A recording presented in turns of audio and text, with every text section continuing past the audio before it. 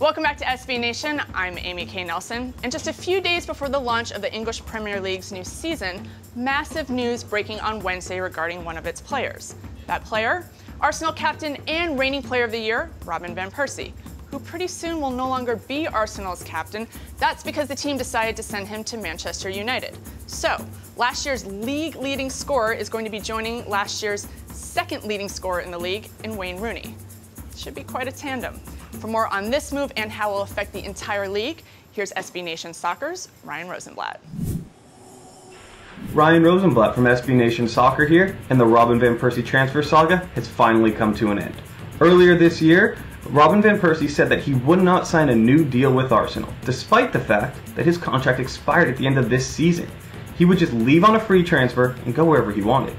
Well, Arsenal weren't going to let that happen, really. There was talk they might be able to keep him, but most people thought he was going to have to be sold. Would he go to Juventus? That was the initial team that showed interest, but he didn't go to Juventus. Could Manchester City buy another great player? He was linked there for a while. Now, Manchester City couldn't get the deal done either. In the end, it was Manchester United who was able to seal the deal for Van Persie and bring last year's league-leading scorer to Old Trafford. And now you look at this Manchester United team. They don't just have Van Persie, they also have Wayne Rooney, which means they have the league's leading scorer from last year in Van Persie, who had 30 goals, and the league's second leading scorer in Rooney, who had 27 goals. And not only that, they're a perfect match for each other. Robin van Persie could lead the line. He can play up high. But then you also have Wayne Rooney, who likes to drop deeper. He likes to be a little bit more of a playmaker than some of the other strikers out there. He can play just underneath Van Persie. It'll work beautifully. And you take into account, the Red Devils also have Ashley Young, Nani, and the newly signed Shinji Kagawa. That is a dynamic attack, and only one thing can slow it down: Van Persie's injury history. We all know he's been injured time and time again. Last year was his one injury-free year, and well, it showed. He got 30 goals. But can he do it again? His history says no. If he is healthy though, this team cannot be stopped going forward. The only thing that could stop them really is their midfield.